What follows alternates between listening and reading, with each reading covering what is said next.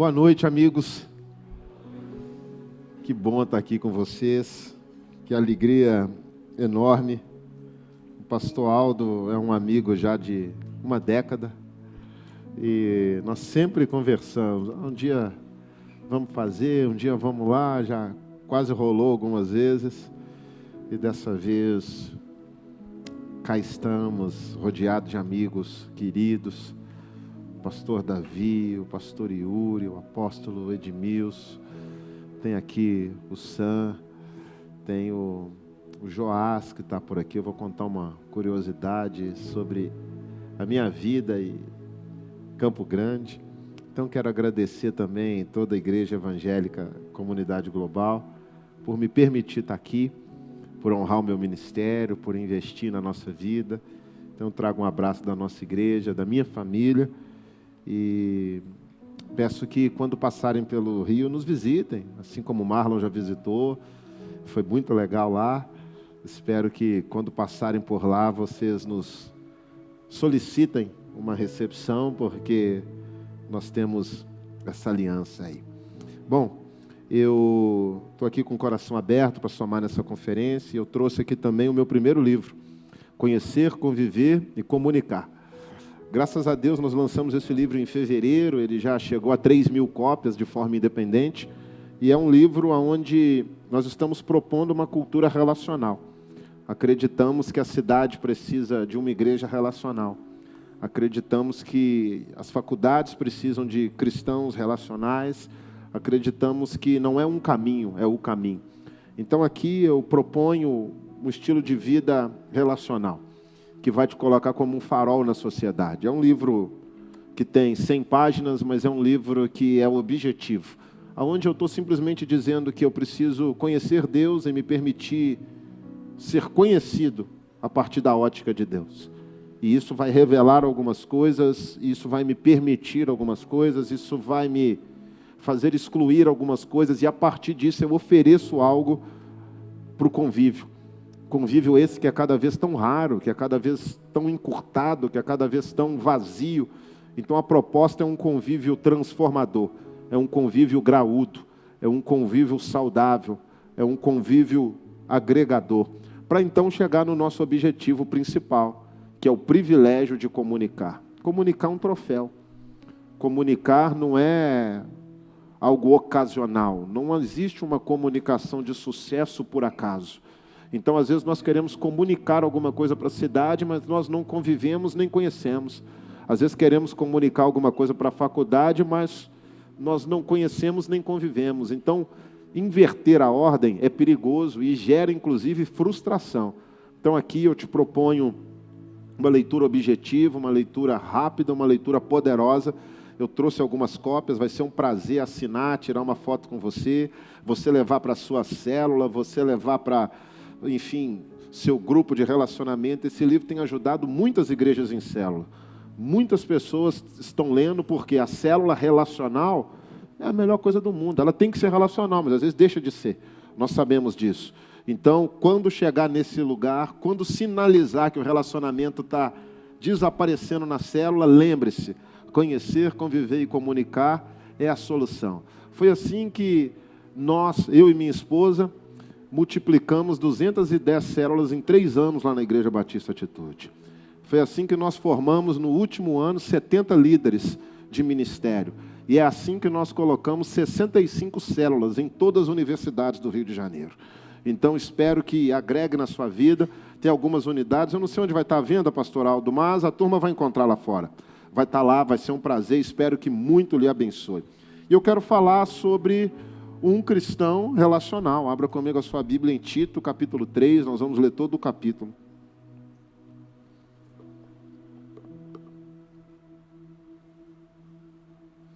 Quando o Aldo fala sobre pastor Davi Lago e eu pelas ruas de Belo Horizonte, é bem verdade.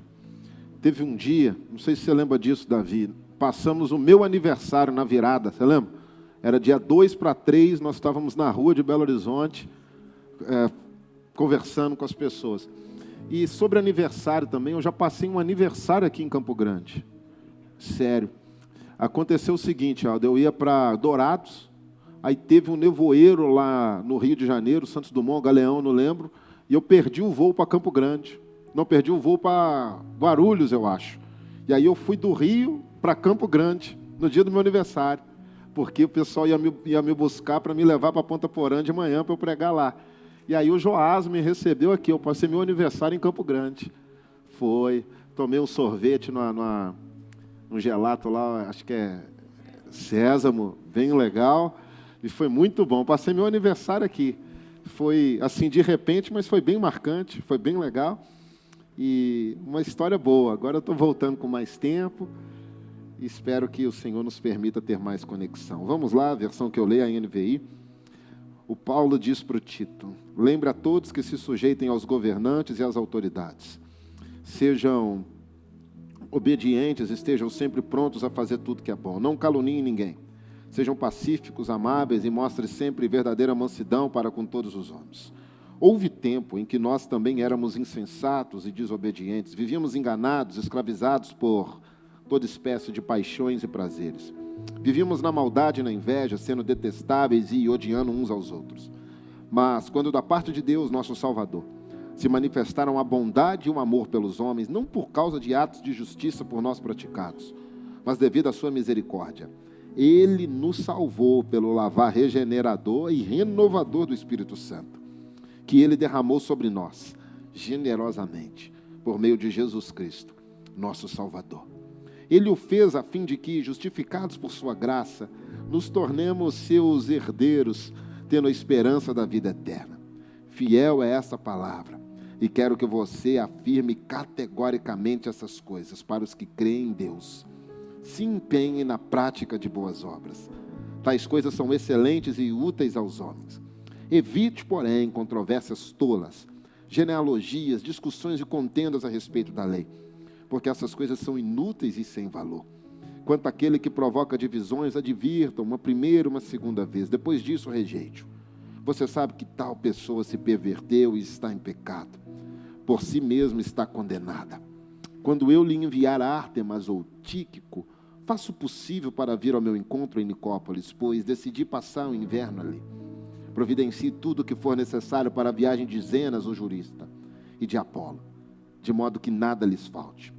Quanto aos nossos, que aprendam a dedicar-se à prática de boas obras, a fim de que supram as necessidades diárias e não sejam improdutivos. Todos os que estão comigo enviam-lhes saudações. Saudações àqueles que nos amam na fé. A graça seja com todos vocês. Amém. Oremos. Senhor Jesus, obrigado por nos permitir chegar até aqui, nessa reunião. Que o Senhor continue manifestando o teu querer aqui, Pai. E que eu não impeça isso de acontecer de forma nenhuma. Quanto a mim, Pai, me instrumentaliza para pregar a tua palavra aqui. Que a tua igreja receba o que o Senhor tem para ela. E que ao fim disso aqui nunca mais sejamos os mesmos. Em nome de Jesus. Amém. Bom, um cristão precisa ir além. Isso pode parecer óbvio, mas nem sempre acontece. Ir além não é um convite futurista. Ir além não é um convite aleatório. Ir além é uma necessidade. Um cristão precisa ir além. O Paulo está ensinando Tito sobre relacionamento. Relacionar não é fácil, porque envolve pessoas. É complexo, mas é uma bênção. É maravilhoso, é por isso que estamos aqui. O Paulo primeiro fala para o Tito sobre a igreja, depois fala sobre a casa e agora fala sobre a cidade. O cristão precisa olhar para esses lugares, para a igreja, para a casa e para a cidade. Ele não pode ser míope, ele não pode priorizar nem só a igreja, nem só a casa, nem só a cidade. Vai ser uma esquizofrenia eclesiástica, por assim dizer. vai ser uma anomalia se eu olhar só para um desses lugares. Perdão. Vai ser bem delicado se a minha atenção for específica para um desses lugares. Não vai fluir como tem que fluir. Não posso limitar meu relacionamento nem ao nível da igreja, nem ao nível da casa.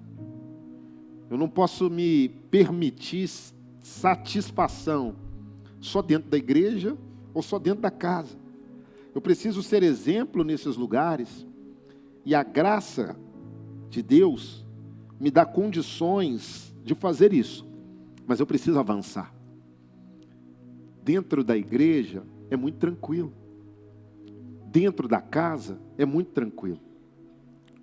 No dia 17 de setembro, por exemplo, desse ano, eu cheguei em Portugal e eu fui para a imigração, obviamente.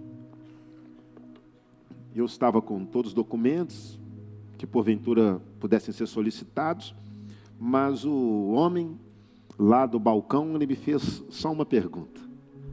Ele me disse: com que você trabalha? Já era um sujeito de meia idade, cabelo branco, passava facilmente dos 50 anos, e eu disse para ele: eu sou pastor. Ele olhou para mim e perguntou: o que faz isso? Naquela hora eu falei: opa, tem alguma coisa errada. Porque no Brasil estende-se tapete vermelho. Porque no Brasil o nome do cara passa a ser Pastor Pedro. Porque no Brasil ele não aceita ser chamado de outra coisa na maioria das vezes. E aí eu disse: eu sou pastor. Eu prego a palavra. Não dava para dar uma aula de nada para ele ali. Ele disse para mim, falou: o senhor é uma espécie de padre? Eu falei: por aí. E aí ele falou: e como viestes para cá? Eu falei: olha, a igreja me enviou. Ele falou: a igreja é uma espécie de empresa? Expliquei para ele rapidinho, ele carimbou o meu passaporte, chamou a minha esposa, estava do meu lado, o nome dela é Pérsia. Ele falou: nome bonito, qual o seu trabalho?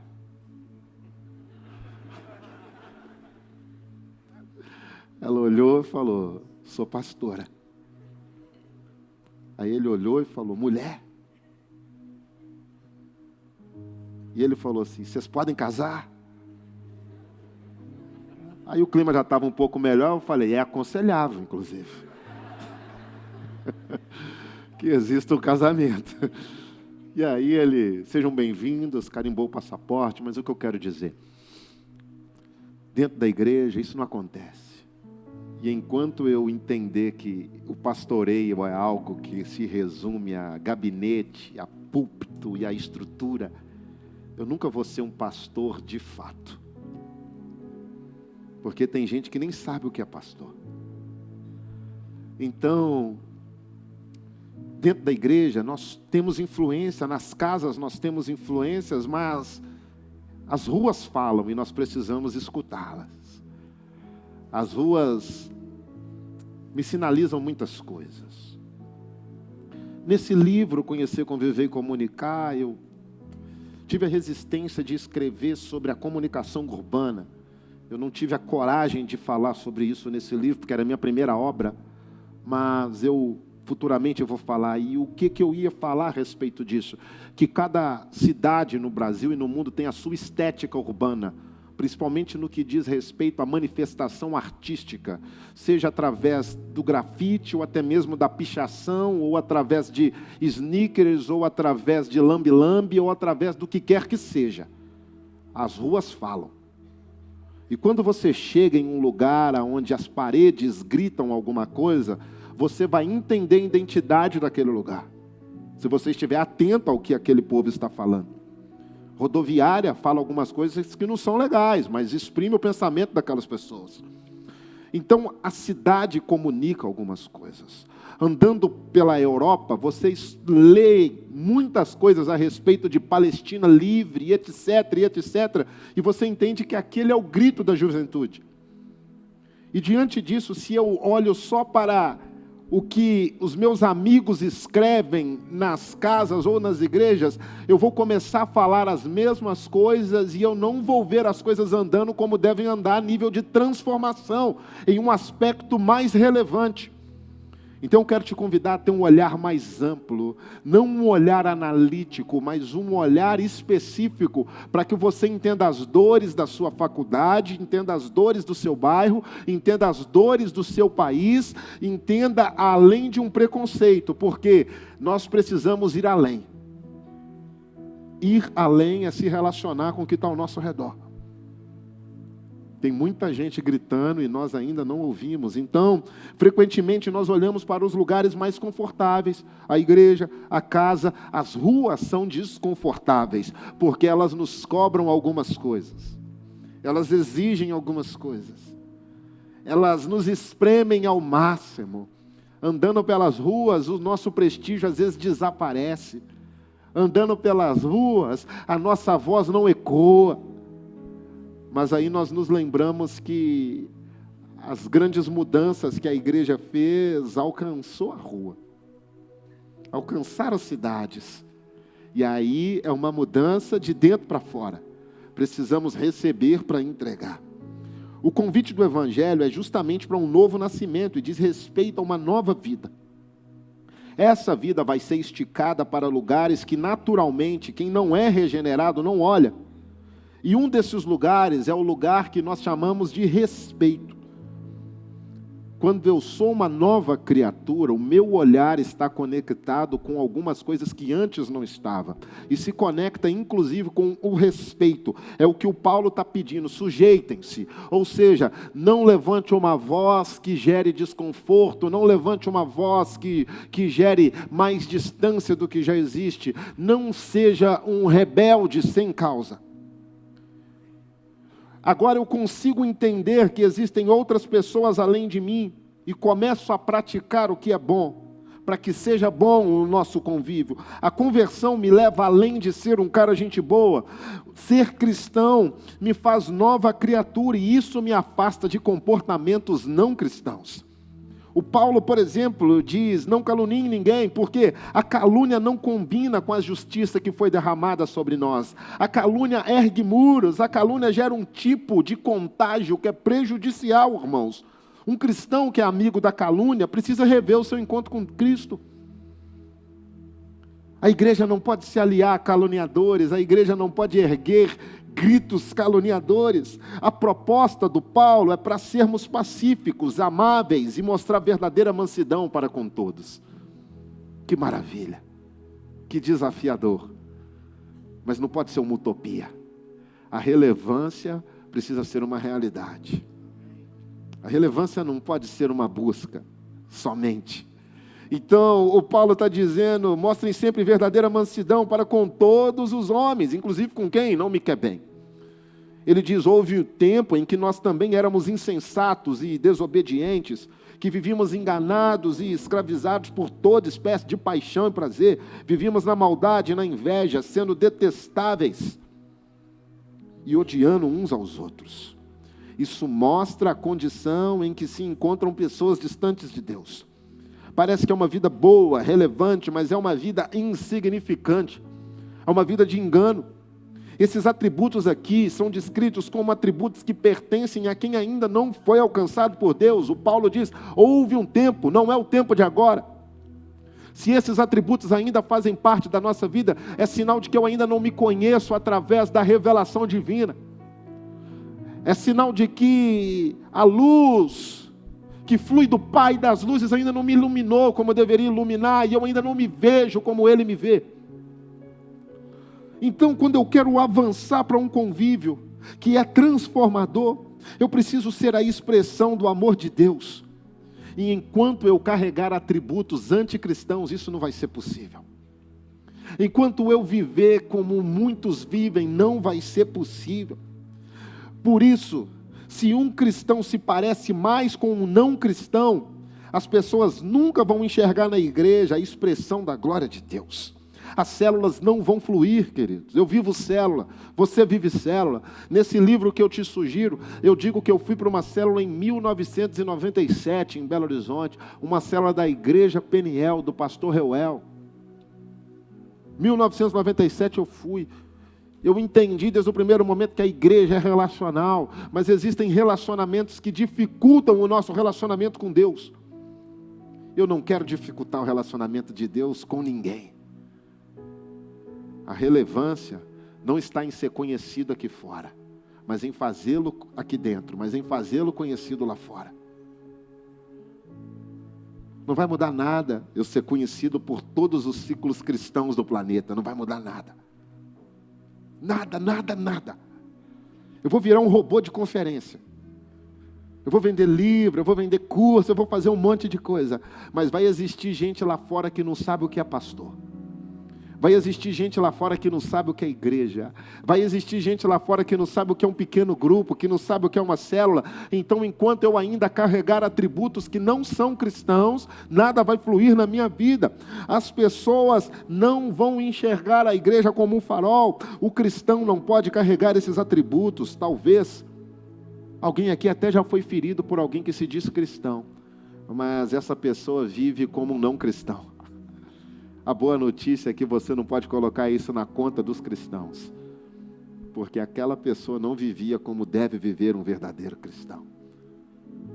Nesse sentido, nós precisamos entender que a cidade ainda não conhece a igreja como nós conhecemos, porque às vezes o que elas enxergam é meramente uma caricatura do cristão e uma caricatura da igreja cristã. Precisamos redefinir, redesenhar, reapresentar, precisamos ir e ser quem temos que ser. Contudo, quando da parte de Deus, o nosso Salvador, a bondade e o amor pelos homens foram manifestos. Contudo, apesar de nós, da parte de Deus, o nosso Salvador, houve a manifestação da bondade e do amor. Esse é um regenerar que só Deus efetua na igreja. Essa nova vida não pode vir da parte de nenhum homem, vem do próprio Deus, dá-se do próprio Deus. A bondade e o amor foram manifestas em nossa direção. Elas fazem parte de toda a ação de Deus, recebem a assinatura de Deus. A bondade e o amor caracterizam um jovem cristão relevante. Relevância. Tão necessária, tão necessária. Andando pelas ruas, nós enxergamos pessoas que têm voz, mas que não são relevantes. Elas falam, mas não muda a vida de ninguém. Quando eu tenho relevância, eu preciso fazer bom uso da relevância. Quando eu penso em transformar realidades, eu preciso entender o motivo de transformar realidades. E aqui nós entendemos que não depende de homens, porque a Bíblia diz não por atos de justiça por nós praticados, mas por causa da sua misericórdia. Ele nos salvou pelo lavar regenerador e renovador do Espírito Santo. A salvação que nos faz nova criatura não é obra de homem. Não depende de um curso e não está ligado à boa prática. O ato salvador de Deus aqui é ilustrado pelo lavar, lembra o batismo, me limpa. Relevância requer gente com as mãos limpas. Gente inculpável. Gente que deixa as gavetas abertas. Gente que não tem cadeado com senha para o coração. O coração é acessível e é acessado. O coração de um crente relevante não tem senha. As pessoas conhecem e sabem exatamente o que tem aqui dentro. O cristão relevante não é obscuro nem misterioso. Ele é transparente e acessível. Transparência e acessibilidade. Me lembra o Cristo. Coloca as cartas na mesa. Seja relevante com o que você tem. E se não for bom, o Deus que é bom pode transformar tudo em bom. Porque tudo que Ele faz é regado por amor e bondade. Não está perdido. Ainda não é o fim para a sua jornada de relevância. Eu não sei sua idade, mas eu sei que você tem muito tempo pela frente para caminhar em amor, bondade e relevância. A salvação é acompanhada de regeneração e renovação. É assinada pelo próprio Espírito Santo. E é aqui que nós entendemos a importância de uma relevância espiritual e espiritualizada. A Bíblia diz que Ele derramou sobre nós generosamente, Ele não conteve.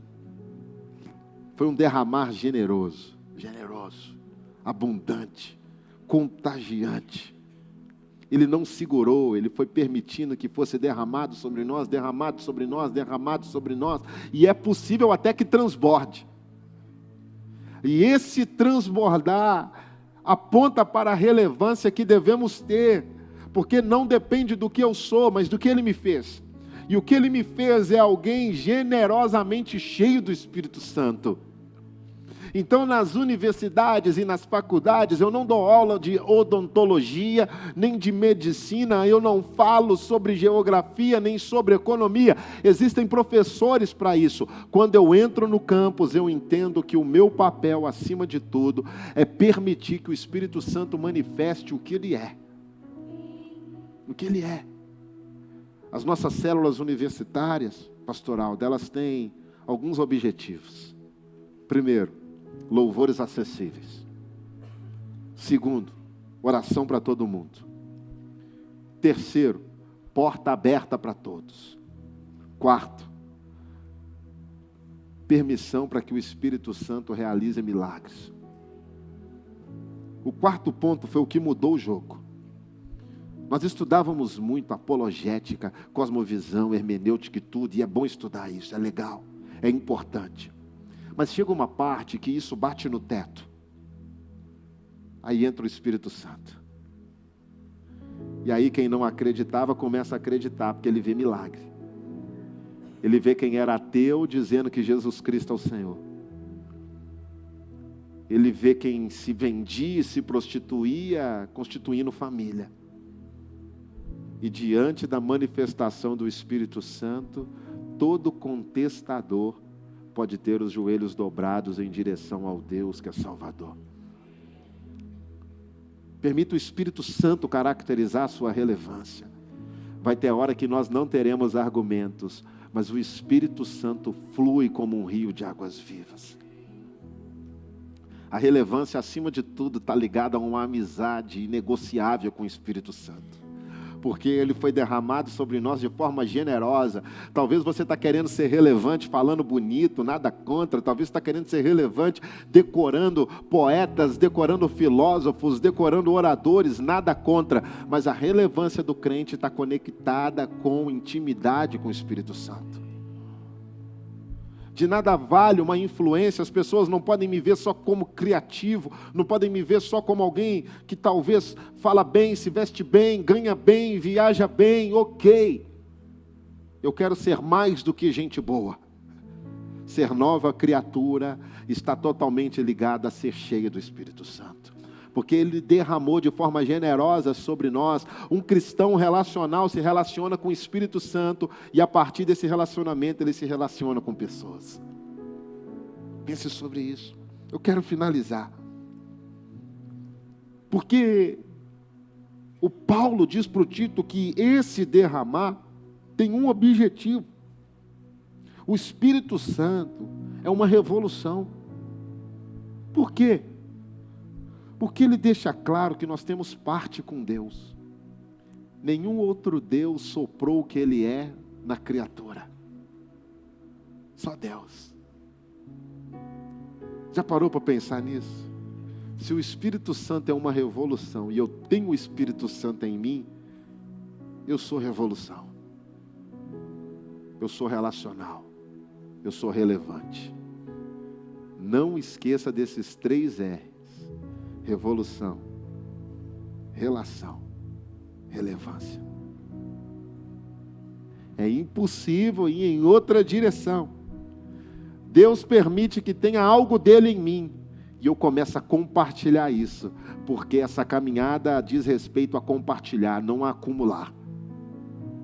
A relevância é notada quando eu empodero outras pessoas. Relevância nunca é singular, sempre é plural. Então, à medida que eu compartilho o que Ele me entrega, as pessoas veem que eu não sou um acumulador, mas um doador. E por onde eu passo, eu deixo marcas de doação, de contribuição, de colaboração. E aí a minha relevância é reconhecida. Porque quem não tinha, agora tem. Quem não ia, agora vem. Quem não sentava, agora se assenta. Quem não falava, agora fala. Foi o que o Pedro e o João entregaram. Assim como o apóstolo falou, eu não tenho ouro nem prata, mas o que eu tenho eu lhe dou. Levanta e anda, em nome de Jesus. Ser relevante é ter fé, para ir além do ouro e da prata. Se eu tenho o Espírito Santo, eu posso entregar o que ninguém entrega. Porque Ele fez esse movimento do Espírito Santo em nós, a fim de que, justificados pela sua graça, nos tornemos os seus herdeiros, tendo a esperança da vida eterna. Aqui entendemos que pela justiça de Deus fomos declarados justos. É dessa forma que nós somos seus filhos, seus herdeiros. Temos como norte agora a vida eterna. A relevância não está em ser reconhecido por homens, mas em permitir que homens conheçam a vida eterna, assim como eu conheço. Um jovem cristão relevante mostra para outros jovens que a vida não termina aqui. E é por isso que esse jovem não vai morrer buscando reconhecimento aqui. O Paulo agora entra na parte do comunicar, nosso objetivo final. Ele diz, essa palavra é digna de confiança e quero que você afirme categoricamente, ou seja, martela, martela, martela, fala dessa palavra. Tem hora que nós precisamos insistir, tem hora que não dá para falar uma vez ou outra. Ele diz, para que os que creem se empenhem. As pessoas só vão se empenhar se ouvirem.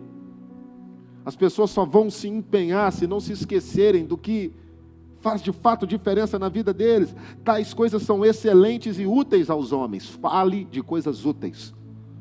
O Paulo dá uma dica incrível para a comunicação do Tito. Evite, porém, controvérsias tolas a respeito de genealogias, bem como desavenças e brigas a respeito da lei, porque essas coisas são inúteis e sem valor. Existem coisas que o crente deve comunicar. Ele deve ensinar essas coisas a serem comunicadas por outras pessoas também. Como eu disse, o comunicar é um privilégio e é conquistado pelo convívio saudável, regado por Cristo. Afirmar categoricamente aqui diz respeito a martelar algumas coisas, alguns princípios. A igreja precisa ser lembrada, não pode se perder em outros assuntos. Pastores não podem começar a falar sobre vários assuntos e negligenciar tópicos que são cruciais para o crescimento e manutenção do crente. Não podem negligenciar a necessidade da Bíblia para a relevância da igreja. Existem saberes que não apontam para a obra de Cristo em nós. Pelo contrário, só dispersam as pessoas. Todos são bem-vindos. Acreditamos que o Espírito que nos alcançou, alcança todo mundo. Mas tem uns que causam divisões, é o que o Paulo falou para o Tito. Continua alcançando algumas pessoas esse Espírito, porém alguns não oferecem uma resposta à revelação de Deus. Esses que não acrescentam e não querem desfrutar do que Deus oferece, não devem permanecer no mesmo lugar, como se nada tivesse acontecido. O Paulo está dizendo, tem a manifestação, tem a revelação, mas alguns não respondem. E aí é difícil tratar esses que não respondem da mesma forma que eu trato os que respondem. O Paulo está falando, essa galera vai complicar. Essa galera vai tirar a relevância da igreja. Eu quero partir para o versículo 14, algo que martela muito no meu coração como pastor de juventude. Aonde o Paulo fala assim, quanto aos nossos, que aprendam a dedicar-se à prática de boas obras, a fim de que supram as necessidades diárias e não sejam improdutivos. Agora o Paulo está falando,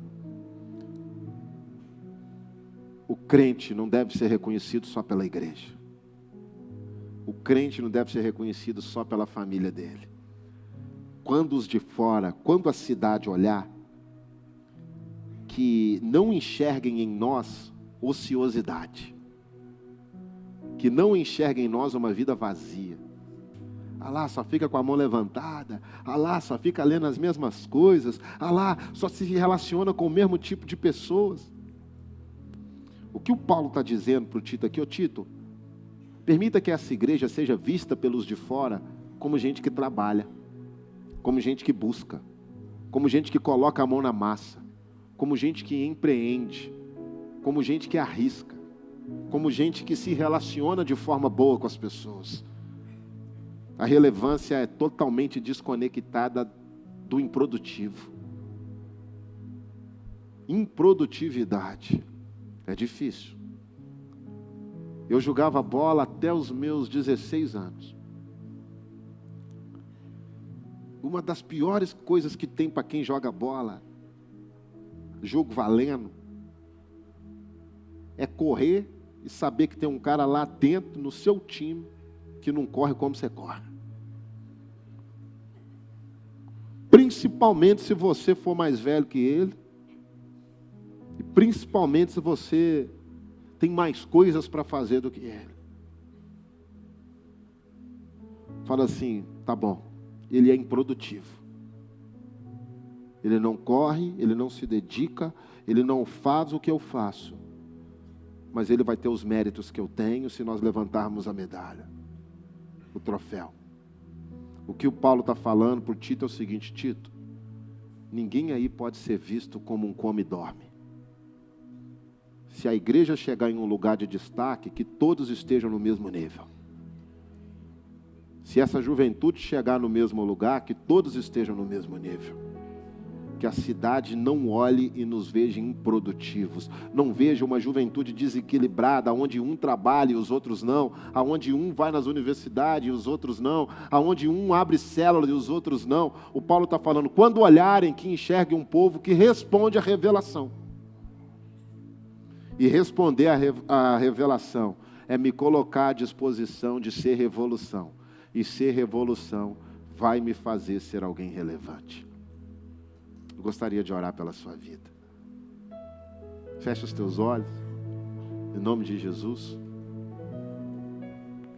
Se Deus falar algo com você, comece essa oração antes que eu inicie a minha aqui.